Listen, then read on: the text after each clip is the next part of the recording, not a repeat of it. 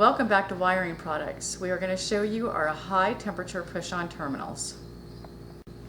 These are 16-14 gauge, both of them, and this is the female, this is the male. They are made from steel and they are nickel plated, and they can take up to 900 degrees Fahrenheit. First, you strip your wire.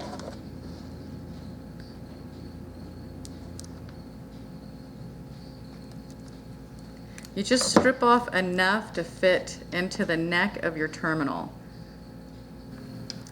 Put your copper into the terminal, turn it over so you crimp on the back of this terminal. Crimp. Okay, and that one's done. And then we have to do the other side.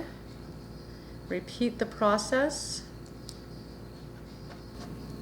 Stick that in the neck. Turn it over. Crimp on the neck. Okay. And now both sides are done. You have your female and your male. Okay, now this is a quick disconnect and quick connect. So you can go ahead and push them together, or you can pull them apart when you need to.